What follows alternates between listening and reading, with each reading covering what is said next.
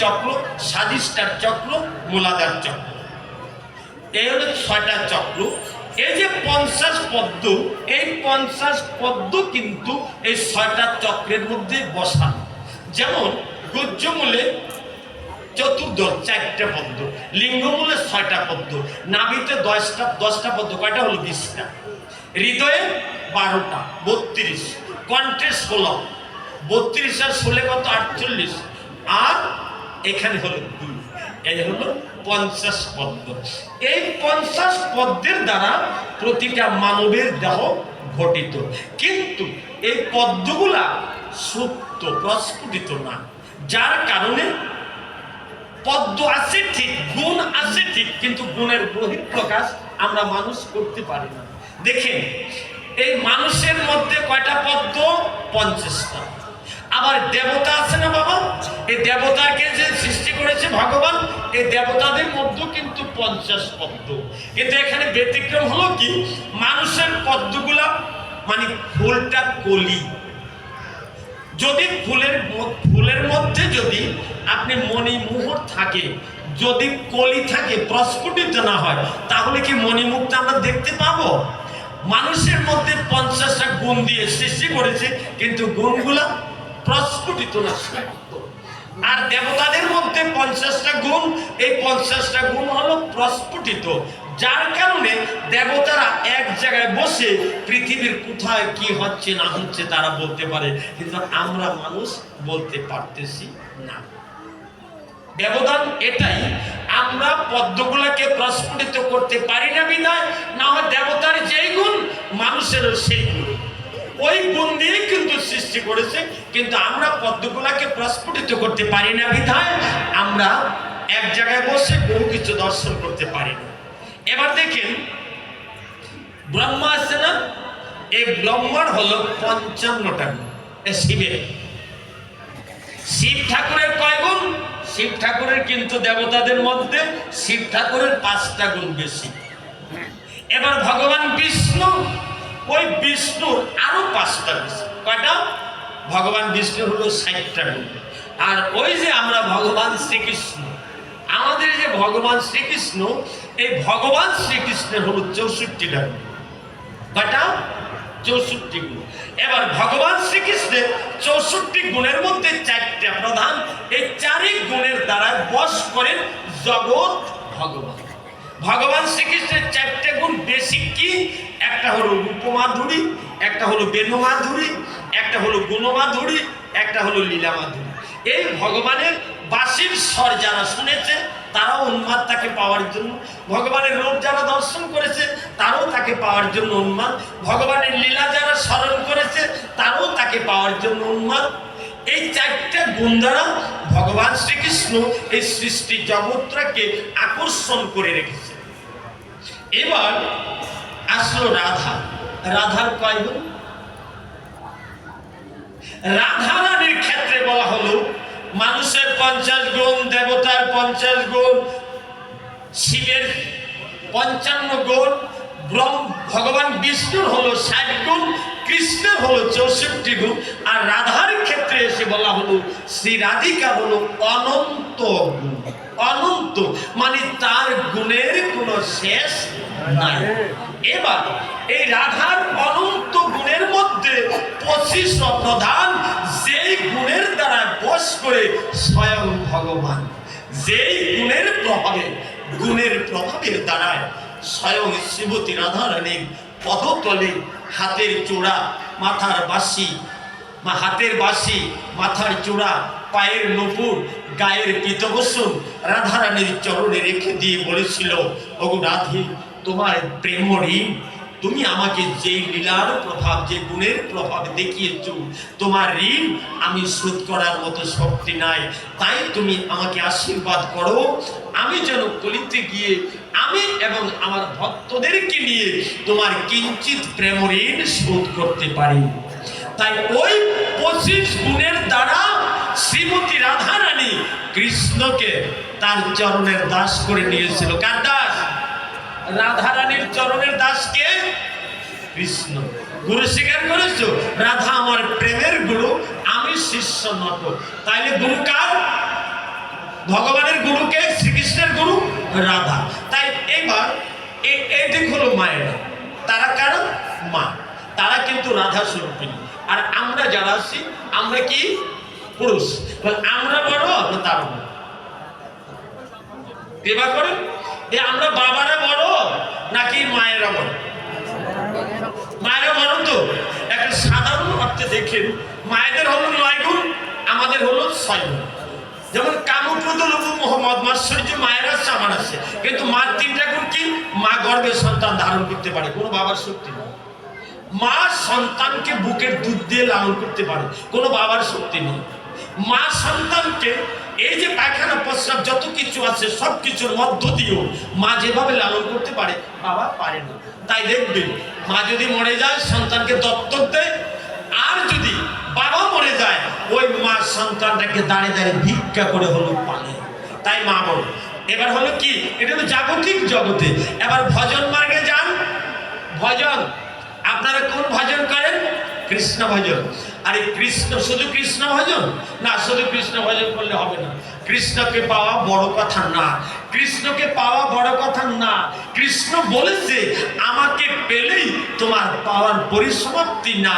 যতক্ষণ পর্যন্ত রাধার অনুগত্য হইয়া রাধার মঞ্জুরি এবং সখীর ভাব নিয়ে রাধা অনুরূপ ভজন আমাকে করিতে না পারিবে, ততক্ষণ পর্যন্ত আমি তোমাদের ভজনে তৃপ্ত না। তাই আমাকে পাওয়ার পরও আরেকটা বিশেষ কিছু পাওয়া বাকি থেকে যায়, সেটা হলো রাধা দাস্য প্রেম। আর ওই রাধা দাস্য প্রেম পেতে হলে একমাত্র আমরা জাগতিক জগতের যত বাবারা আছি, যতক্ষণ পর্যন্ত ওই মায়েদেরকে ভগবান শ্রীকৃষ্ণ যেমন রাধার চরণের দাস হয়ে রাধাকে প্রেমের গুরু স্বীকার করে তার পূজা দিয়েছিলেন, আমরাও যতক্ষণ পর্যন্ত আমাদের মাদেরকে আমরাও সেবা পূজা দিতে না পারবো, তাদের করুণার দৃষ্টি যতক্ষণ পর্যন্ত আমাদের উপর পর্যবসিত না হব, ততক্ষণ পর্যন্ত রাধা কৃষ্ণের যুগল ভজন করিতে পারিব না। তাই এই মায়েরা ভজন যোগ্য দেহদারী। তাই মায়েদের কাছ থেকে কৃপা পেতে হবে, আর কারণ তারা ভজনের যোগ্য, তারা রাধা স্বরূপিণী। এবার আরেক দিকে যান, শুধু কি তারাই রাধা? আমরা কি রাধা না? আমরা কি রাধা না? প্রত্যেকটা জগতে, এই জগতে ক্রিয়া পুরুষ কয়জন? কে? যারা আমার বাবা বলেছে এই জগতে পুরুষ হলেন একজন ভগবান শ্রীকৃষ্ণ, আর আমরা সবাই কি? প্রকৃতি। তাই প্রকৃতি কি স্বরূপিণী? রাধা স্বরূপিণী। আমরা রাধা কখন হতে পারবো? মায়েরা রাধা হয়ে গেছে, আমরা কখন হতে পারবো? যারা বলছে রাধা রানীর ভাব ধারা, রাধা রাধা নামটাকে যদি আপনি উল্টিয়ে দেন তাহলে হয়ে যায় ধারা। মরা 3 বার মরা বললে একবার রাম নাম উচ্চারিত হয়ে যায়। তাই বলছে জগতের প্রতিটা জীব যতক্ষণ পর্যন্ত রাধার ভাবে ভাবিত হয়ে আমার কৃষ্ণকে প্রেমের ধারায় আমাকে ডাকিতে না পারিবে, ততক্ষণ পর্যন্ত জগতের কেউ রাধা হতে পারিবে না। রাধার ধারা কোন ধারা? নয়নের প্রেম ধারা। নয়নের প্রেম ধারা দিয়ে যতক্ষণ পর্যন্ত আমরা কৃষ্ণ ভজন করতে না পারবো, ততক্ষণ পর্যন্ত আমরা কেউ রাধা হতে পারিব না। তাই আরেকটা, এই রাধার কৃপা পেতে হলে যে জন যুবতী, তাদেরকে বলি মা, যে জন যুবতী কুলবতী সতী সুশীল সুমতি যার হৃদয় ও মাঝারে নায়কে লুকায়ে ভব সিন্ধু হয়ে যাও পা।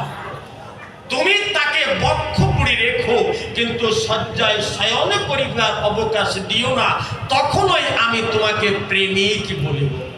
তোমরা তো প্রেমের ঠাকুরানী, তাই না মা? প্রেমের ঠাকুরানী। প্রেমের ঠাকুরানী যে হতে হলে কি হতে হবে? যে জন যুবতী কুলবতী সতী সুশীল সুমতি যার হৃদয় মাঝারে নায়কে লুকায়ে ভব সিন্ধু হয়ে যাও পার। তুমি তাকে বক্ষপুরে রেখো, শয্যায় শয়ন করিবার অবকাশ দিও না, তখনই তোমাকে প্রেমিক বলিব। যেই মা বাবাকে বুকে জড়িয়ে তাকে পরিপূর্ণ আনন্দ দান করে ওই ধ্বংসের হাত থেকে বাঁচাতে পারে, সেই মাই হল রাধা। জয় রাধে। আর যেই মা তাকে প্রতিনিয়ত ধ্বংসের দিকে টেনে নিয়ে যাচ্ছে, প্রতিনিয়ত যে মা এই বাবাদেরকে জাগতিক জগতে মুহূর্তের আনন্দের জন্য ধ্বংসের পথে নিয়ে যাচ্ছে, তারা রাধা হয়েও রাধা না। তাই আমি অনুরোধ করব, আপনারা রাধা স্বরূপী হয়ে আপনারা তাদেরকে বাঁচান। আবার বাবা আপনাদেরকে বলি, বিয়ে করছেন তো মনে আছে বিয়ে করার কথাটা? যখন বিয়ে করলেন তখন তো ছেলে আগে যায় না? ছেলে আগে যাওয়ার পরে অনেক মন্ত্র বলার পরে ছেলেকে দাঁড় করা, এবার বলে মেয়েকে আনো। তখন মেয়ের দাদু অথবা বোনের জামাই যারা আসছে তারা এনে আগে কোন দিকে প্রশ্ন করা? কোন দিকে? খেয়াল করেন কোন দিকে? কি বাবা ভুলে গেলেন? ডান দিকে। আগে ডান দিকে স্পর্শ করায়, তারপরে বাম দিকে স্পর্শ করায়, করানোর পরে ওই ঘটের উপরে উভয়ের হাত রেখে লাল সুতা রুমাল কাচ্চা দিয়ে বেঁধে দেবতাগুণ সাক্ষী রেখে, অগ্নি ব্রহ্মাকে সাক্ষী রেখে, ঠাকুর পরির সাক্ষী রেখে মন্ত্রের দ্বারা আপনার হাতে তাকে অর্পণ করেন না বাবা?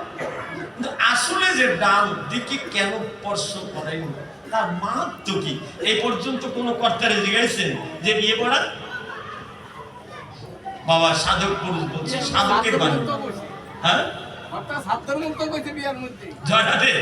সাধক পুরুষটা বলছে জননী রমণী হয় শুন উহে সমুদয়, সেই রমণী পুনঃ হয় মাতা। এই বিয়ের পূর্ব মুহূর্ত পর্যন্ত তোমার ডান পাশে হলো জননী মায়ের স্থান, এই মূর্তিটা তোমার মাতৃস্বরূপিণী। তাই জগতের যত রমণী সকলেই আমার জননী। জগতের সকলে রমণীর প্রতি যতক্ষণ পর্যন্ত মাতৃভাব না আসবে ততক্ষণ পর্যন্ত আপনি কিসের সাধক? আপনি সাধক হতে পারবেন না যতক্ষণ পর্যন্ত রমণীকে দেখে মায়ের মতো দর্শন করতে না পারবেন, মাতৃজ্ঞান না আসবে। তাই বলছে জননী, তোমার ডান পাশে ছিল জননী তোমার মা, কিন্তু যখন বাম পাশে আসলো রমণী হলো। কিন্তু এই জাগতিক জগতের ক্ষণিক আনন্দ উপভোগ করার পর যখন মনের ভিতরে জাগলো রাধা কৃষ্ণের যুগল ভজনের কথা, সেদিন যদি ওই রমণীটাকে জননীর আসনে বসিয়ে তাকে তুমি পাদর্ঘ দিয়ে পূজা দিতে না পারো, ততক্ষণ পর্যন্ত তোমার মানব জীবন ধন্য হবে না। তাই কি করতে হবে? জননী রমণী হয় শোনো উহার সমুদয়, সেই রমণী পূর্ণ হয় মাতা। আমরা রমণীদেরকে আমরা বিশেষ করে আমরা কামনার বশীভূত হয়ে তাদেরকে ভোগ করার জন্য চেষ্টা করি, কিন্তু কোনোদিন তাদেরকে একটু সেবা পূজা দিয়ে বলি না, ওগো তোমাদের মধ্যে নাকি প্রেম আছে, আমি তো কামে পরিপূর্ণ, আমার কাম হতে কিভাবে প্রেমের উদ্যাপন করা যাবে, তুমি দয়া করে আমার সেই পথের সন্ধান করে দাও। এই কথা বলার সাথে সাথে দেখবেন এর পরের দিন থেকে মায়ের মন কোমল, এত কষ্ট করে হলো শত আশা পিপাসা থাকার পরও বলবে না, আজকে পাঠে যে কথা শুনেছি আমি আর তোমাকে মরতে দেব না। ওমা, বাবাকে বাঁচান, আপনিও বাঁচছেন। এই বাবাকে বাঁচাতে পারলে আপনি রাধা, আর বাবাকে বাঁচাতে না পারলে আপনি রাধা না, আপনার নামের কলঙ্ক হয়ে যাবে। তাই শুধু ভক্ত সজ্জন আপনাদের কাছে বলি, এই যে রমণী, রমণীদেরকে যতক্ষণ পর্যন্ত মাতৃস্বরূপ হয় তাদের চরণে আদর্ঘ দিয়ে আমরা পূজা দিয়ে কৃষ্ণের মতো তাদের চরণের দাস বলে আমরা নিজেকে মেনে নিতে না পারবো, ততক্ষণ পর্যন্ত আপনার জীবনে বিশেষ বিশেষ পাওয়ার একটা ঘাটতি থেকে যাবে, মূল বস্তু পাবেন না। জড়া দিই। তাই মন মুখ কর্ম, এবার কর্ম আমরা যা কিছু করি সমস্ত কর্ম কার চরণ অর্পণ করব? ভগবানের চরণ। কিন্তু আমরা কি করি জানেন? ব্যবসা করব, এতটা মাল কিনবো, এতটা দাম পড়বে, এত লাভ হবে, যোগ বিয়োগ পূরণ ভাগ করে ক্যালকুলেটর দিয়ে হিসাব করে এত টাকা এই মালটা রাখতে পারলে এত টাকা লাভ হবে। কিন্তু আসলে কি কর্মটা ভগবানের চরণ অর্পণ হলো? আপনার আমার কর্তব্য কি? হে প্রভু, আমি মাল রাখার মালিক রেখেছি, তুমি তাতে কি দিবে না দিবে এটা আমার জানার দরকার নেই। এই ভাবনা নিয়ে যদি আপনি থাকেন, ভগবান বলছে তোর জন্য আমি চেষ্টা করব, তোর এতে করে তোকে কি দিলে তোর চলবে আমি ওই চলার ব্যবস্থা আমি করে দেব, তুই কেন এত যোগ বিয়োগ পূরণ ভাগ করো?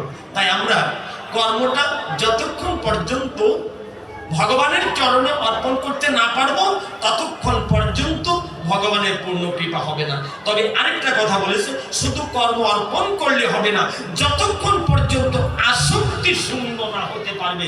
কর্ম ত্যাগ করা, আসক্তি ত্যাগ করা এক না। অনেকেই কি করে জানেন? বৃন্দাবনে চলে যায়, সংসার ধর্ম সব শেষ করে ফোন করে কয় বাবা মালাজে রাখছো, কেমন ব্যবসা হয়েছে? তাহলে দেখা গেল বাবা বৃন্দাবন গেছে সবকিছু কর্ম ত্যাগ করে, কিন্তু আসক্তি রয়ে গেছে। আমার ছেলে যদি এই টিপে 1 কোটি টাকা ব্যবসা করতে পারে তাহলে ভাস্তাল আরেকটা দিতে পারবে। তাই এই আসক্তির থেকে যতক্ষণ পর্যন্ত মনকে দূরে সরাতে না পারবো কর্ম ত্যাগ করলেও লাভ হবে না। তাই কর্ম ত্যাগের চাইতে আসক্তির ত্যাগ করাবো। আসক্তি শূন্য হয়ে যদি ভগবানের কর্ম করতে পারি তাহলে ভগবান আমাদের প্রতি পূর্ণ কৃপা করবেন। এইবার আমরা দ্বিতীয় আরেকটা প্রশ্ন কি বলছে যে হে প্রভু, এই যে জাগতিক জগতের প্রতিটা মানুষ মায়ার জগতে আবদ্ধ হয়ে তারা ভগবানকে ভুলে রইল, এই ভগবানকে ভোলা মানুষগুলা কিভাবে প্রভু তোমার চরণের কৃপা লাভ করতে পারবে দয়া করে বলবে। এবার দেখেন কি বললো যে বিষ্ণু রূপী বৈষ্ণবগণ, বিষ্ণু বড় না বিষ্ণু ভক্ত বড়? কে বড়? যারা দে, কারণ বিষ্ণু বড় না বিষ্ণু ভক্ত বড়, ভগবান বড় না ভগবানের ভক্ত বড়। এই বিষ্ণু ভক্ত বৈষ্ণবগণের কৃপায় এই কলিকালের মানুষ এই মায়ার সংসারের হাত থেকে মুক্তি লাভ করে অন্তিম কালে গোবিন্দের চরণ প্রাপ্ত হতে পারিবে।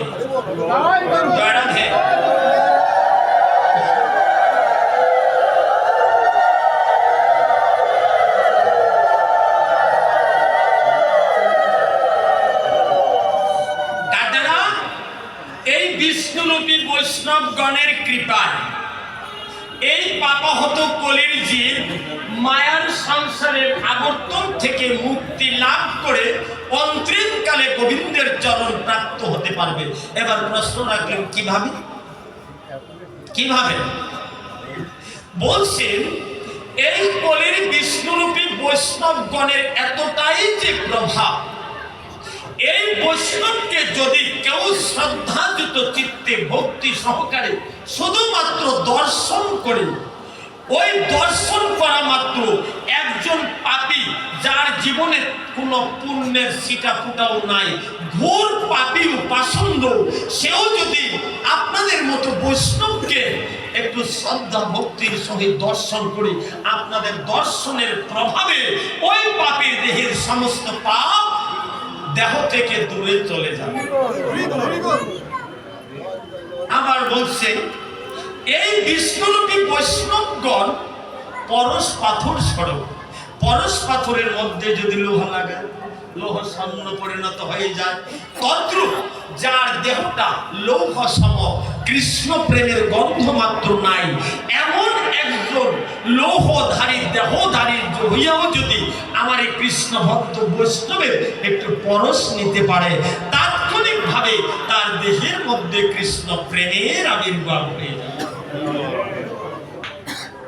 তারপর বলছে আমার এই বিষ্ণুরূপী বৈষ্ণবগণ যেখানে বসবে তাদের একটু একটু চরণের ধুলা যদি কেউ শ্রদ্ধার সহিত অঙ্গে মানতে পারে, তাৎক্ষণিকভাবে তার দেহে যত দুরারোগ্য ব্যাধি আছে সমস্ত ব্যাধি তার দূর হয়ে যাবে। আবার বলছে এই বৈষ্ণবের যদি একটু চরণামৃত জল শ্রদ্ধার সহিত দিতে পারে তাহলে তাকে অকাল মৃত্যুর হাত থেকে রক্ষা করবে। তাই বাবা এই কথাটা মর্মে মর্মে উপলব্ধি করেছিলেন একমাত্র লালন ফকির।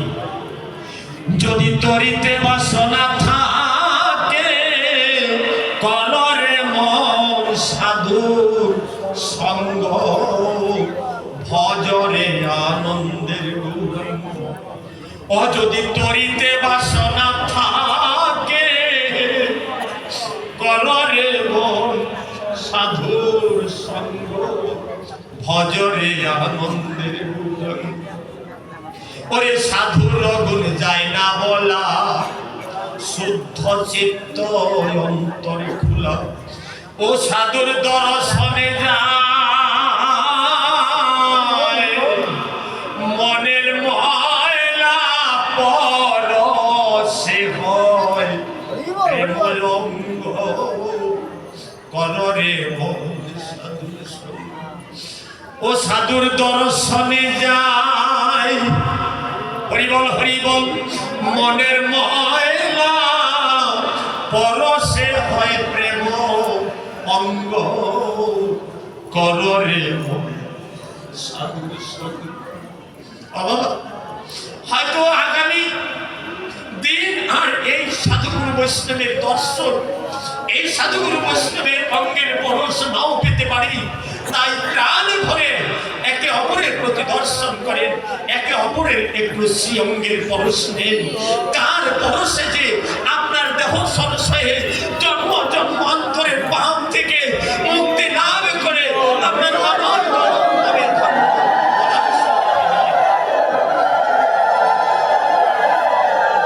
যদি তরিতে বাসনা থাকে কররে মন সাধুর সঙ্গ, ভজরে আনন্দের গুণ। ওরে সাধুর গুণ যায় না বলা, শুদ্ধ চিত্ত অন্তর খোলা। ও সাধুর দর্শনে যায় মনের ময়লা পরশে হয় প্রেম অঙ্গ, কররে সাধুর সঙ্গ। ওরে সাধু জনার প্রেম হিল্লুলে কত মানে কি মুক্তা মিলে। ওরে সাধু যারে কৃপা করে প্রেমময় হয় প্রেময় অঙ্গ, কলরে মন সাধুর সঙ্গ। যদি তরিতে বাসনা থাকে কলরে মন সাধুর সঙ্গ, ভজরে আনন্দে। শ্রী ভক্তবৃন্দ শুধু তাই না, আমার এই কলির গৌর সুন্দর আপনারা জানেন যখন তিনি কাঠুয়াতে গিয়ে সন্ন্যাস ধর্ম গ্রহণ করার পর বৃন্দাবনে যাত্রা করলেন, বৃন্দাবনের ঝাড়খণ্ড পথ ধরে। সঙ্গে আছে বলভদ্র ভট্টাচার্য। সাধুর দর্শনের প্রভাবটা যে কি আমার মহাপ্রভু জগতে প্রমাণ করে দিয়েছে। ঝাড়খণ্ড মনোপতি যখন নাকি আমার মহাপ্রভু বহু প্রসারিত করে নয়নে বাড়ি বর্ষণে করে হরিনামে করতে করতে যাচ্ছি, আমার প্রভু রূপ দর্শন করে মনের যত হিংস্র পশুগুলা ছিল তাদের সেই হিংস্রত্ব স্বভাব এগুলো দূরে গিয়ে একে অপরের সাথে আলিঙ্গন করতে লাগলো। যে সিংহের প্রিয় আহার হরিণ, ওই হরিণের গালে গিয়ে সিংহ চুম্বন করতে লাগলো। ও বাবা, এই জগতের বুকে সাধুর দর্শনের মতো বড় দর্শন আর কিছু নাই। এবারে জানেন বলভদ্র ভট্টাচার্য পিছনে যখন নাকি প্রভু গভীর জঙ্গলের মধ্যে গিয়ে উপনীত হলেন, দুই দিকে থেকে 8টা বাঘ এসে প্রভুকে ঘিরে ফেলল। এবার বলভদ্র ভট্টাচার্য মনে মনে ভাবছে আর রক্ষা নাই, এবার এই বাঘগুলি আমাদেরকে খেয়ে ফেলবে। আমার গৌর সুন্দর তিনি অন্তর্যামী, নয়ন খুলে যখন ওই বাঘগুলাকে দেখতে পেলেন, সেদিন বলেছিল ওরে বনের বাঘ, জন্ম জন্মান্তরের পাপের কারণে হিংস্র জন্তু খুলে জন্ম নিয়েছে, আর একবার হরি বলে বাঘ, একবার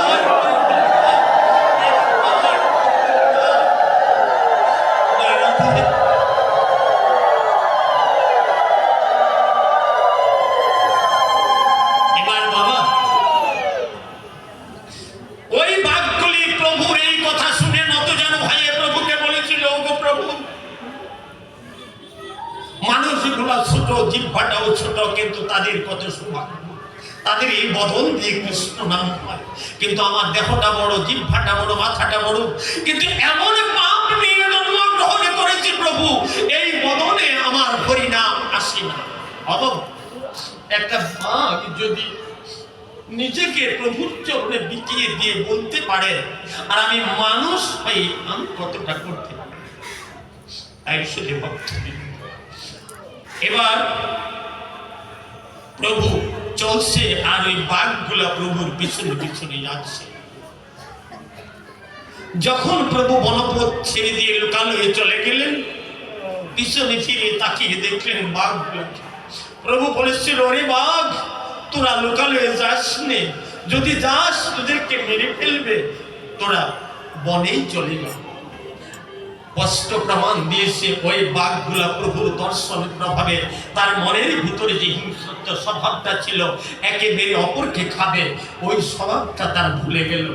এইখানেই তারা 15 দিন পর্যন্ত রয়ে গিয়ে শেষ পর্যন্ত তাদের প্রাণ চলে গেল।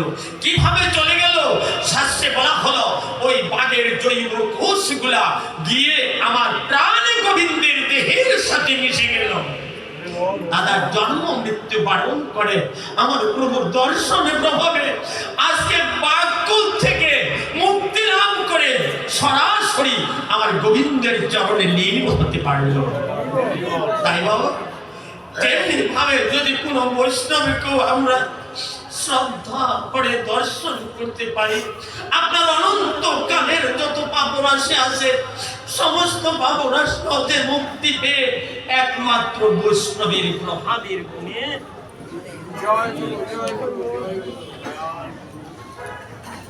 জয় রাধে। একটা কথা ভুলে গেছি, একটা কথা রয়ে গেছে।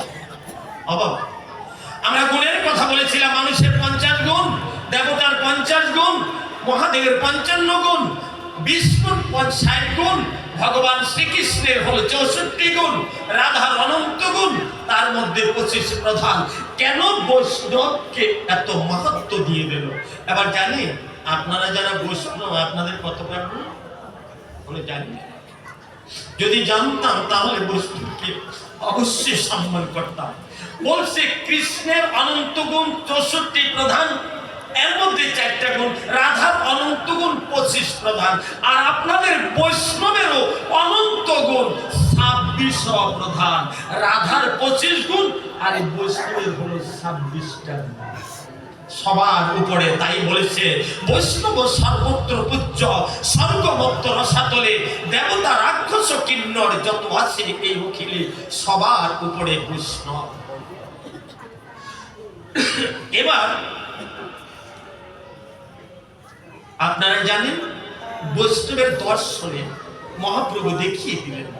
আবার বৈষ্ণবের পরশ গুণে যে, আপনাদের মতো বৈষ্ণবের পরশের গুণে যে আমার মতো ভুল পাপী পাষণ্ডের হৃদয় কৃষ্ণ প্রেমের আবির্ভাব হয়, সেটা আমার মহাপ্রভু জগাই মাথাইকে দিয়ে জগতে প্রমাণ করে দিয়েছিল। যখন নিত্যানন্দ প্রভুকে হরিনাম করার জন্য জগতে পাঠিয়ে দিলেন, হরিনাম প্রচার করো, ওই আমার মতো ভুল পাপী পাষণ্ড জগাই মাথাই, তারা তো কৃষ্ণ নাম বিদ্বেষে, ওই কৃষ্ণ নাম শুনে ওই নিত্যানন্দ প্রভুর মাথায় কলসির কাঁথা দিয়ে আঘাত করে মাথা ফাটিয়ে দিলেন। এবার নিত্যানন্দ প্রভু যখন চিৎকার করে বললেন, ডাক দিলেন রাধাকে, নিমাই আসলো।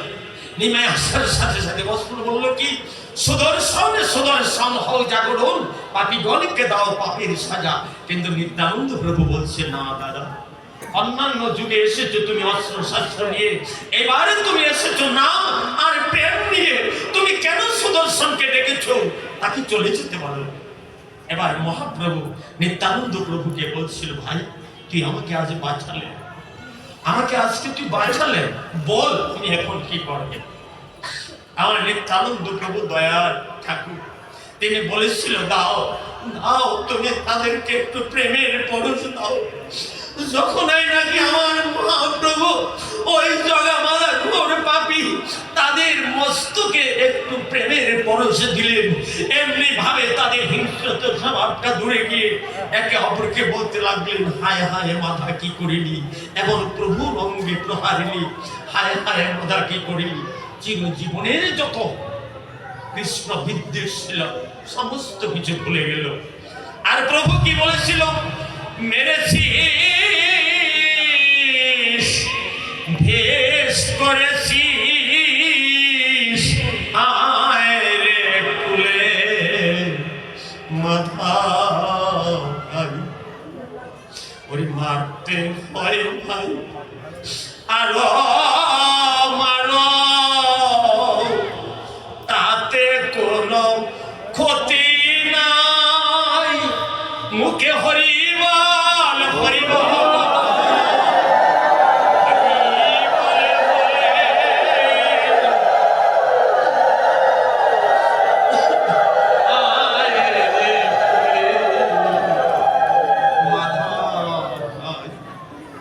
মুখে হরিবল হরিবল হরিবল বলে, আয় রে কুলে মাথা ভাই। মেরেছে কলসির কানা, তাই বলে কি প্রেম দেবে? ও বাবা, আপনারা বৈষ্ণব, ওই মহাপ্রভুর আদর্শকে হৃদয়ে ধারণ করুন। মহাপ্রভু আজকে জগৎকে, জগতের সমস্ত বৈষ্ণবকে এটাই শিক্ষা দিল। আমাকে মারার পর আমি প্রেম দিয়েছি, তেমনি তুমি বৈষ্ণব, তোমাকে আঘাত করার পরও যদি তুমি কাউকে মুখে জড়িয়ে নিতে পারো, তাহলে আমি তোমাকে বৈষ্ণব বলে গণ্য করব। বৈষ্ণবের 26টা লক্ষণ। সর্বপ্রথম কৃপালু অকৃত দ্রুহ সত্য সারসম নির্দোষ পদান্ন অমৃত মৃদু সুখী আকিঞ্চ। এইভাবে 26টা কথার 26টা আলোচনা। সর্বপ্রথম বলছে কৃপাল। আজকে কৃপাল ঠাকুর কৃপা করে জগাই মাদাইকে দিয়ে বৈষ্ণবকে জানিয়ে দিল, এই কৃপা ভাব তোমাদের হৃদয়ে যতক্ষণ না আসবে ততক্ষণ তোমরা বৈষ্ণব হতে পারবে না। তাই এই বৈষ্ণবের কৃপা, বৈষ্ণবের পরশ যার ভাগ্যে উঠেছে, জগামাতা তো অনেক ভাগ্যবান, তারা প্রভুকে দেখেছে, প্রভুর পরশ পেয়েছে। কিন্তু আমি তো ভাগ্যবান না, আমি দেখি না। তাই আমি জগামাতাকে চাইতো আমি নিজেকে অনেক পাপী মনে করি। শুধু তাই না বাবা, আপনারা জানেন এই যে কৃষ্ণদাস কবিরাজ গোস্বামী, এই বৈষ্ণবের দীনতা তিনি কত সুন্দরভাবে চৈতন্য চরিতামৃতে লিপিবদ্ধ করেছেন। কি বলেছিলেন, জগাই মাদাই হইতে মহিষে পাপিষ্ট, পুরীশের কীট হইতে মহিষে লঘিষ্ঠ, মোর নাম যেবা লয় তার পাপ হয়, মোড়ো কথা যেবা শুনে তার পুণ্য ক্ষয়। মাধুর্য কি, তাৎপর্য কি কথা! হে প্রভু, যদিও জগামাতা পাপী, কিন্তু প্রভু তারা অত্যন্ত ভাগ্যবান। তারা প্রভু তোমার রূপ দর্শন করতে পেরেছে, তোমার সেই শ্রীঅঙ্গের পরশ পেয়েছে। কিন্তু আমার ভাগ্যে তোমার পরশ জুটে না, আমার ভাগ্যে তোমার রূপ দর্শন করাও জুটে না। এই দিনতা। আরেকটা কথা, পুরুষের কি বাবা, পায়খানার মধ্যে পোকা থাকে না বাবা? পায়খানার পোকাটাই কি করে? আপনি যদি ভালো একটা মাটির মধ্যে পায়খানা করে যান, দেখবেন সেখানে পোকাগুলা এসে ওই পোকাগুলা ওই পায়খানাটাকে মাটির সাথে মিশিয়ে দেয়, যাতে করে এই মানুষগুলা সুগন্ধময় একটা পথ দিয়ে তারা যেতে পারে। পরিবেশটা রক্ষা করে।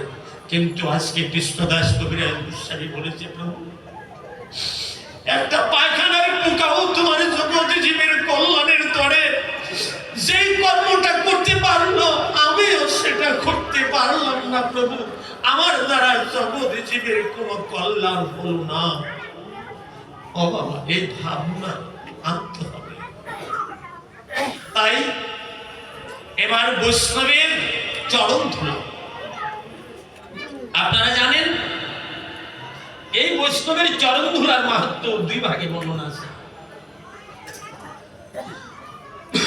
ত্রেতা যুগে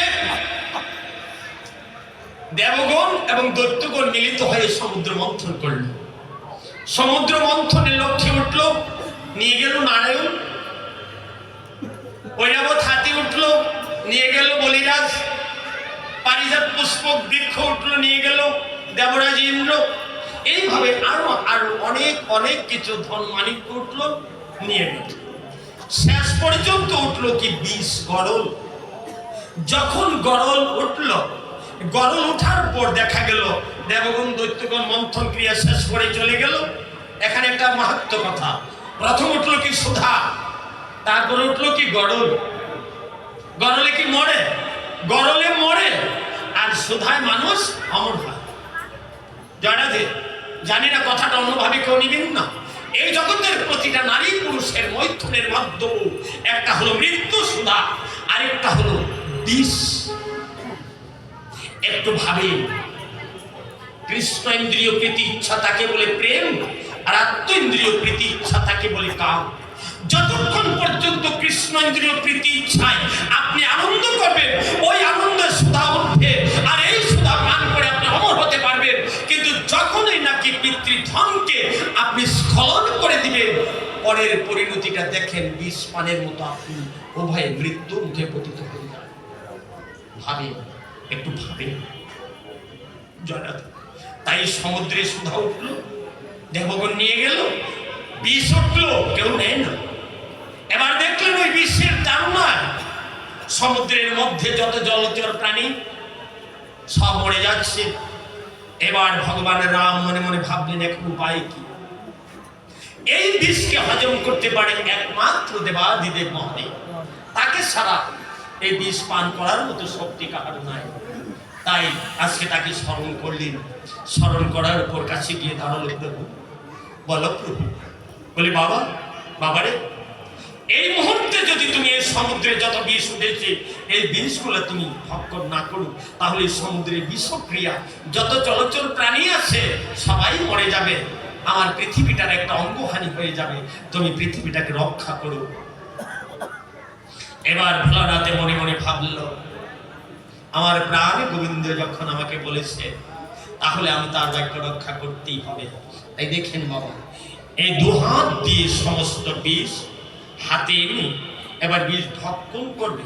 হঠাৎ করে মনে পড়ল, হ্যাঁ রে, আমার প্রাণে গোবিন্দ না, আমার এই যে মন্দিরে দ্বাদশ দলে অনাহত চক্রে থাকে, আমি যদি ওই বিষ পান করি আর এই বিষের ক্রিয়ায় যদি আমার গোবিন্দের কোনো ক্ষতি হয়ে যায়, তাহলে আমি কি করব?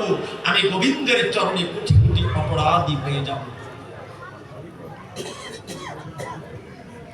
এবার ওই মহাদেব ওই বিষটাকে হাতে নিয়ে বলছে, না, আমি মরে যাই তাতে দুঃখ নাই, কিন্তু আমার গোবিন্দের যাতে কোনো ক্ষতি না হয়, তাই সমস্ত বিষকে কণ্ঠের মধ্যে ধারণ করে রাখবে।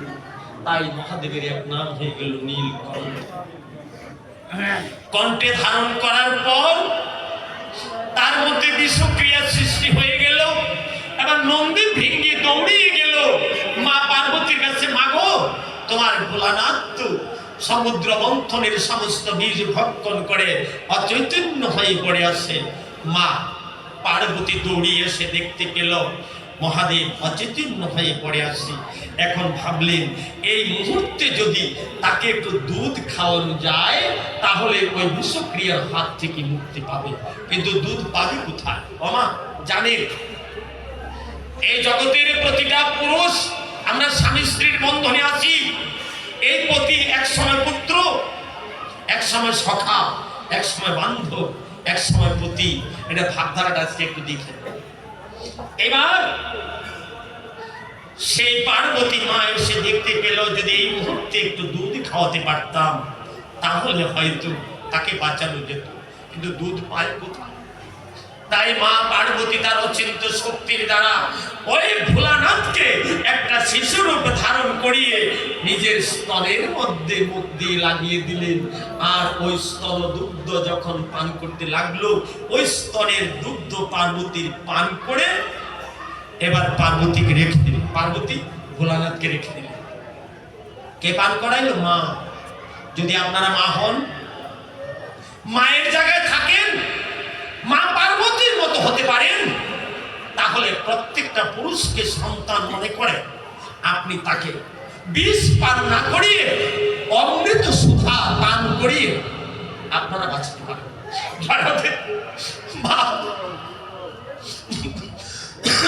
এবার কি করলো? এদিকে একটা জিনিস লক্ষ্য করে, এই দেবাদিদেব মহাদেব মুখের মধ্যে বিষ, এই বিষ মিশ্রিত মুখটুকু যতটুকু পর্যন্ত মায়ের স্তনোদয়ে লাগলো, ওইটুকু জ্বালা বিষক্রিয়া কালো হয়ে গেল। প্রমাণ দেন জড়াধে প্রত্যেকটা মায়ের অঙ্গ কেন কেন আজকে ওই ভোলানাথের বিষ মায়ের স্তনে যেটুক লেগেছে এইটুকু বিষক্রিয়া কালো হয়ে গেছে। এবার ভোলানাথকে রেখে চলে গেল পার্বতী। চলে যাওয়ার পর এবার ভোলানাথ কিছুক্ষণ পরে তার একটু সম্বিত ফিরিয়ে আসলো, কিন্তু দাঁড়াতে পারে না, খুলে পড়ে যায়। তো পার্বতী যে কর্ম করে গেছে এটা কিন্তু জানি না, মনে মনে ভাবছে আমি সাধু মুখে শুনেছি, গুরু মুখে শুনেছি যে কৃষ্ণ ভক্ত বৈষ্ণবের চরণ ধুলা যদি কেউ অঙ্গে মাখতে পারে ওই বিষ অমৃত হয়ে যায়। তাই আজ ভোলানাথ খুঁজতে লাগলো, কোথায় গেলে আমি একটু কৃষ্ণ ভক্ত বৈষ্ণবের চরণ ধুলা অঙ্গে মাখতে পারবো।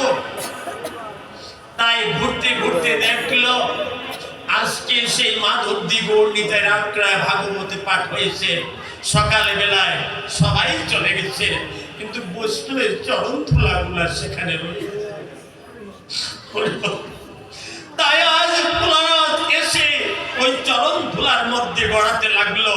যতই গড়াচ্ছে তার বিষক্রিয়া আস্তে আস্তে দূরে চলে যেতে লাগলো, যতই গড়াতে লাগলো আস্তে আস্তে তার দেহের সমস্ত বিষক্রিয়া দূরে চলে গেল। তাই সাধু ভক্ত সজ্জন বৈষ্ণবের চরণ ধুলি সর্বাঙ্গে ভূষণ করি, তার চেয়ে নাই প্রাণবন্ত বৈষ্ণবের চরণ জল প্রেম ভক্তি দিতে বল, তার চেয়ে নাই প্রাণ। বৈষ্ণবের চরণ ধুলার চাইতে মূল্যবান সম্পদ এই পৃথিবীর বুকে কিছু নাই, কিন্তু আমরা ওই চরণ ধুলাকে নেওয়া তো দূরের কথা, কীর্তনে আসার সময় একটা তোয়ালি বা রুমাল নিয়ে আসি, এসে ওই জায়গাটা ঝেড়ে পরিষ্কার করে তারপরে বসে। বাবা, আপনার দেহের মূল্য বেশি না, আপনার ওই বস্ত্রটার মূল্য বেশি। আপনার বস্ত্রের মূল্য বেশি না। দেহ যদি ভালো থাকে খারাপ কাপড় পরলেও আপনাকে ভালো মানাবে। আর যদি আপনার সমস্ত শরীর রোগাক্রান্ত হয়ে যায়, স্বামী যদি ওই ড্রেসিং টেবিলের সুকেশটা খুলে বলে বলে যেটা মনে চায় সেটা পরো, তখন বলবেন আমি মরতেছি রোগের তাড়না, আপনি সারি সারি। তাই মাগো, শারীর মূল্য বেশি না দিয়ে এই দেহটাকে সুস্থ রাখার জন্য এই কৃষ্ণ ভক্ত বৈষ্ণবের চরণ ধুলা একটু অঙ্গে মাখার জন্য চেষ্টা করি। তারপর হয়ে গেল বলছে কি এই বৈষ্ণবের চরণ জল। আজকাল চরণ জল নিয়ে অনেকে অনেক কটাক্ষ করে মন্তব্য করে, আপনাদের চরণ অনুরোধ করে বলবো বৈষ্ণবের চরণামৃত জলের মধ্যে যে অমৃত বিরাজ করে, যে অমৃত একবার নেওয়ার মতো নিতে পেরেছে তার জীবন ধন্যাতি ধন্য হয়ে গেছে। এটা নিয়ে কোনো কটাক্ষ করবেন না। এটা কারো কথা না, শাস্ত্রের কথা। আপনারা জানেন ভাগবত, বৃষধর্মী রাজা, বৃষধর্মী রাজা অত্যন্ত বৈষ্ণব ছিলেন এবং ভক্তপরায়ণ ছিলেন। এই যে পরম বৈষ্ণব, একদিন অগস্ত্য ঋষি তার ভক্তিটাকে পরীক্ষা করার জন্য তার ফুলের বাগানে এসে হাত পা গুলা গলিত কুষ্ঠরোগ, সারা শরীরে দুর্গন্ধ বইছে, এমত অবস্থায় গিয়ে বৃষধর্মী রাজার ফুলের বাগানে পড়ে রইল। কাকে? অগস্ত্য ঋষি বৃষধর্মী রাজাকে পরীক্ষা করার জন্য। এবার সকালবেলা ফুল চয়ন করার জন্য গেলেন, গিয়ে দেখে দুর্গন্ধে কাছে যাওয়া যায় না, কিন্তু সর্বাঙ্গে তিলক, গলায় তুলসীর মালা, দেখতে একেবারে বৈষ্ণবের মতো। কি করবে? রাজার কাছে গিয়ে বলতে লাগলেন, মহারাজ, আপনার ফুলের বাগানে দেখতে দেখা যায় বৈষ্ণবের মতো, কিন্তু তার হাত পা গুলা পচে গেছে, দুর্গন্ধ হয়ে গেছে, আমরা ফুল বাগানে যেতে পারি না, ফুল উঠাতে পারি না, বলুন এখন কি করি? রাজা কিন্তু বিচার বিবেচনা না করে বলছে, ঠিক আছে, তুমি তাকে বলো গিয়ে সে যেন অন্যত্র চলে যায়। আর গিয়ে বলতেছে, ওগো বৈষ্ণব ঠাকুর, রাজার নির্দেশ, আপনি এখান থেকে চলে যান। বলে, বাবারে, আমি তো চলতে পারি না, দেখুন আমার হাত নাই, পা নাই, হাত পা গুলো পচে গেছে, আমি কি করব? বলে, আসছো কিভাবে? বলে, বাবা, আমি বলতে পারি না রে, আমি কিভাবে আসছি। তো তোদেরকে যদি রাজা নির্দেশ দিয়ে থাকে, তাহলে একটা কাজ কর, আমাকে অন্যত্র কোথাও নিয়ে দিয়ে আস। এবার চারজনে ধরাধরি করে না, মধ্য মাঠে গাছের নিচে ফেলে রেখে আসলো। বাড়িতে আসার সাথে সাথে ওই বৃষধর্মী রাজার পিত্তশূল ব্যথা আরম্ভ হয়ে গেল। পেটের ব্যথা এমন হইল, যত রাজ্যময় যত ডাক্তার কবিরাজ আছে, কোন ডাক্তার কবিরাজের যত ঔষধ খাওয়ানো হচ্ছে, কোন ঔষধে তাকে ক্রিয়া করছে না। এবার বৃষধর্মী রাজা দুঃখ ভারাক্রান্ত হৃদয়ে মনে মনে ভাবছে, এত ডাক্তার কবিরাজ দিয়েও যাতে ভালো করতে পারলাম না, আমি এই ব্যথা সহ্য করতে পারি না, তাই নদীর ঘাটে গেল, নদীতে আত্মহত্যা করবে, নিজের প্রাণ বিসর্জন দিয়ে দেবে। এবার যখন নদীর ঘাটে গিয়ে প্রাণ বিসর্জন দেবে, নদীতে ঝাঁপ দেবে, ঠিক এই মুহূর্তে পিছন থেকে কে যেন ডাকছে, মহারাজ, আত্মহত্যা যে মহাপাপ। পিছনে তাকিয়ে দেখে কেউ নাই। আবার কতক্ষণ বসে রইলেন, যখন অসহ্য বেদনা আরম্ভ হয়ে গেল, আবার ঝাঁপ দিবে। পিছন থেকে বলছে, মহারাজ, আত্মহত্যা যে মহাপাপ। পিছনে তাকিয়ে বলছে, ওগো তুমি কে? আমি তোমাকে দেখতে পাচ্ছি না, তুমি নিজ গুণে দয়া করে বলো। আমি তো অসহ্য বেদনায় আমি নিজেকে আর ধরে রাখতে পারছি না, তাই আমি আজ নিজের প্রাণ নিজে দেওয়ার জন্য প্রস্তুতি নিয়েছি। তখন পিছন থেকে দৈববাণীতে বলেছিল, মহারাজ, তুমি একটা কাজ করো, দেবরাজ ইন্দ্রের সরোবরে যাও, সেখানে একটা হংস, একটা হংসী, দুইটা পাখি আছে, ওই পাখিটা এনে যদি তার মাংস তুমি ভক্ষণ করতে পারো, তাহলে তোমার পিত্তশূল ব্যথা ভালো হয়ে যাবে। বাড়িতে চলে আসলো, প্রাসাদে এসে বেদদেরকে ডাকলেন। বেদেরাই তো পাখি শিকার করে। বেদদেরকে ডেকে বললেন, শোনাও, তোমরা যাও দেবরাজ ইন্দ্রের সরোবরে, সেখানে গিয়ে দুইটা পাখি আছে, যে কোনো একটা পাখি জীবন্ত অবস্থা ধরে আনবে, তোমরা যা চাইবে তা দেব। গেল চারজন গিয়ে তো বাবা অনেক চেষ্টা করলো, পাখিগুলা পানে আসলো, মধ্য জায়গায় বসে আছে, কোনোভাবে ধরার কোনো কায়দা নেই। আবার প্রতিবেশী যারা আছে তাদেরকে ডেকে ডেকে বলছে, ও দাদা, যে পাখিগুলা কি পারে আসে না? বলে, হ্যাঁ আসে। কখন আসে? যে কোনো বৈষ্ণব যদি খাবার নিয়ে বলে, ও পাখি রে, তোদের জন্য খাবার নিয়ে এসেছি, আয় তোরা এসে খেয়ে যা।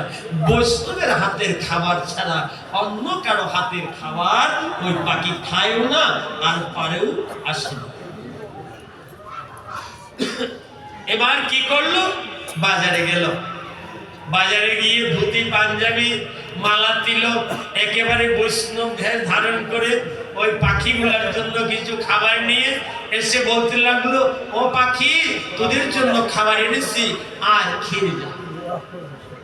এবার হংসীটা হংসকে বলছে, ও স্বামী, তারা বৈষ্ণব না, তারা মাত্র বৈষ্ণবের ভেষ ধারণ করেছে, তাই তুমি যদি যাও তোমাকে ধরে ফেলবে। এবার দেখেন কি বলছে, দেখো সারাটা জীবন আমি বৈষ্ণবকে শ্রদ্ধা করেছি, বৈষ্ণবের হাতের খাবার খেয়েছি, বৈষ্ণবকে সম্মান করেছি। আজ যদি আমি এই বৈষ্ণবের হাতে মরেও যাই, তারপরেও আমার কোনো দুঃখ থাকবে না। আর যদি আমি বৈষ্ণবের কাছে না যাই, যদি আমার ভগবান বিষ্ণু আমার প্রতি অপ্রসন্ন হয়ে যায়, তাই তুমি আমাকে বাধা দিও না। যদিও তারা কপট, কিন্তু বৈষ্ণবের ভেষ তো ধারণ করেছে, তাই ওই বৈষ্ণবের ভেষটা ধারণ করেছে বিদায় আমি বৈষ্ণব গানে আমি তাদের কাছে যাব। বাবা বৈষ্ণব না, কিন্তু বৈষ্ণবের ভেষ ধারণ করার পর বৈষ্ণব বলে গণ্য করা। এবার যখনই আসলো ধরে ফেলল, নিয়ে গেল রাজার কাছে। রাজা বললো একটা ছুরি আনো, ছুরি আনলো। এবার হংস ডাক দিয়ে বলছে, মহারাজ আপনি আমাকে কেন মারবেন? বলে আমি দৈব বাণীতে জানতে পেরেছি তোমার মাংস ভক্ষণ করতে পারলে আমার পিত্তশুল ব্যথা ভালো হয়ে যাবে। মহারাজ আমি যদি অন্য কোনো উপায়ের মাধ্যমে আপনার পিত্তশুল ব্যথা ভালো করতে পারি, তাহলে কি আপনি এটা মেনে নেবেন? হ্যাঁ বলো। কারণ আমাকে যদি আপনি মারেন, আপনি জীব হত্যা পাপে পাপী হবেন। আমাকে না মেরে আপনি একটা কাজ করেন, আপনার এই রাজ্যের মধ্যে যদি কোন কৃষ্ণ ভক্ত বৈষ্ণব থাকে, আর ওই বৈষ্ণবের একটু চরণ জল এনে যদি আপনি শ্রদ্ধার সহিত নিতে পারেন, তাহলে আপনার পিত্তশুলে ব্যথা ভালো হয়ে যাবে।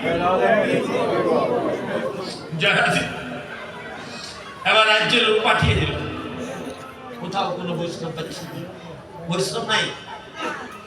যখন আসলো, ও পাখি আমি তো কোনো বৈষ্ণব পাচ্ছি না। বলে মহারাজ কিছুদিন পূর্বে আপনার ফুলের বাগানে একজন বৈষ্ণব আসছিল, কিন্তু আপনি না জেনে তাকে ধূপ করে তাড়িয়ে দিয়েছেন। দেখেন তাকে, সে কোথায় আসে, যদি তার থেকে চরণামৃত জল এনে আপনি নিতে পারেন, আপনার পিত্তশুল ব্যথা ভালো হয়ে যাবে। এবার কি করলেন, যারা নিয়ে দিয়েছে তাদেরকে ডাকলেন, ওরে তোমরা যে ওই দিন বৈষ্ণবকে কোথায় রেখে আসছো? বলে ওই তো মধ্যমাটি গাছের নিচে। বলে যাও গিয়ে বলো রাজা আমাদেরকে পাঠিয়েছে আপনি একটু চরণামৃত দেওয়ার জন্য। বাবা তাৎক্ষণিক ভাবে পাত্র নিয়ে গেল চরণামৃত আনার জন্য। গিয়ে বলছে, ও বৈষ্ণব ঠাকুর মহারাজ পাঠিয়েছে আপনারা আপনি একটু চরণামৃত দেওয়ার জন্য। বলে বাবা রে আমার তো চরণ নাই, দেখো না পচে গেছে, পচে গেছে, আমি কোত্থেকে দেব? বলে না দিতে হবে। বলে বাবারে তোমাদের যদি ভক্তি হয় তোমরা নিয়ে যাও, তো আমি কিভাবে দেবো, আমার দেওয়ার মতো শক্তি নাই। এবার কি করলো, ওই যে পচা গোলা যা কিছু আছে একটু ধুয়ে না পাত্রের মধ্যে করে চরণামৃত নিয়ে আসলো। নিয়ে আসার পর পাখির কাছে এসে বলছে, ও পাখি চরণামৃত এনেছি। যখন বলছে রাজার কাছে দাও, রাজার কাছে যখন নিচে রাজাকে বলছে শ্রদ্ধাযুক্ত চিত্তে ভক্তি সহকারে এই চরণামৃত পান করলে আপনার সমস্ত বিধি থেকে আপনি মুক্তি লাভ করতে পারবেন। এই কথা বলার পর যখন রাজা নাকের কাছে নিচে মুখে নিবে, এই অবস্থা দেখে ছোট ছোট পোকাগুলো কিলবিল করছে, রক্ত পুষ দুর্গন্ধ, নাকের কাছে নেওয়া যায় না। একবার দুইবার তিনবার চেষ্টা করলেন, কোনোভাবেই নিতে পারছে না। রাজার মনে একটু সততা এসে গেল। পাখিকে বলছে, ও পাখি আমি একা খেয়ে ভালো হব, আমার রানী আছে, ছেলে সন্তান আছে, সবাইকে যদি চরণামৃত খাওয়াতে পারি সবাই তো রোগমুক্ত হয়ে যাবে, আমি একটু অন্তর্মহলে যাই। বলে যান। এবার রাজা কিসের অন্তর্মহলে, যতবার নাকের কাছে নেয় ততবারই দুর্গন্ধ, অনীহা ভাব। শেষ পর্যন্ত কি করলো, একটু পাত্রের থেকে একটা আঙ্গুল দিয়ে চরণামৃত একটু মস্তকে ধারণ করলো। যখন এই চরণামৃত মস্তকে ধারণ করলো, করার সাথে সাথে তার দেহের মধ্যে যে বেদনা ছিল সমস্ত বেদনার থেকে মুক্তি লাভ করে দিল।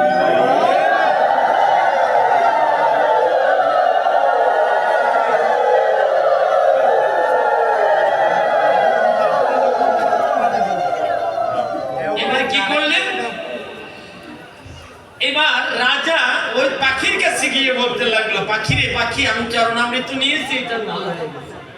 পাখি ডাক দিয়ে বলছে, মহারাজ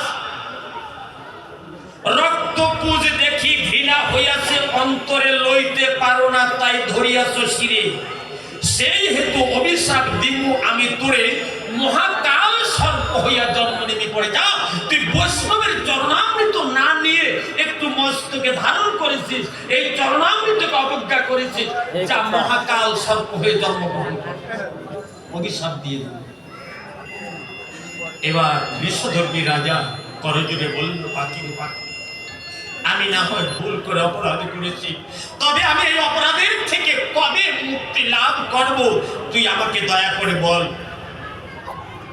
সেদিন পাখি বলেছিল, যেদিন ভগবান শ্রীকৃষ্ণ দাপর যুগে কৃষ্ণ লীলা করবেন, ওই বৃন্দাবনে কালিন্দী কালিন্দীর সেই বৃন্দাবনে কালীয় হ্রদে কালীয় নাগ হিসাবে তুই থাকবি।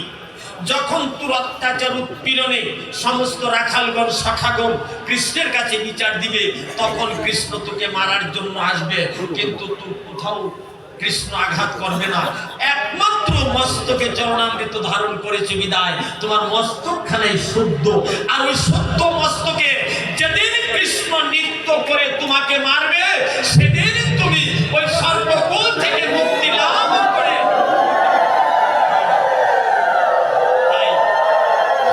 শুধু ভক্তবৃন্দ, আপনাদের চরণে নিবেদন,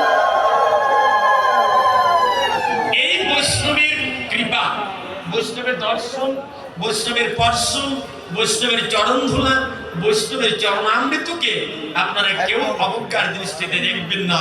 তাই শুধু ভক্ত সজ্জন, আপনাদের আতুল চরণে আমার নিবেদন, আজকের এই আলোচনা প্রেক্ষিতে আমি ভুলের মানুষ, আমার মধ্যে কত প্রতি পদে পদে ভুল হতে পারে।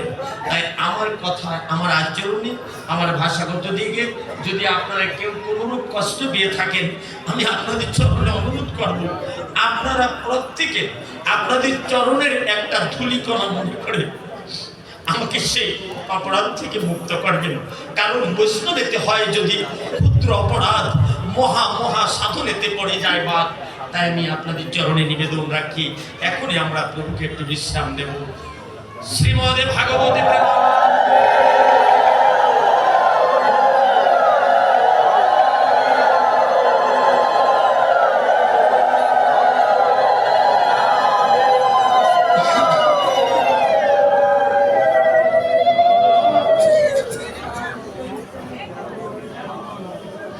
মাস্টারবু, এই মাস্টারবু, কি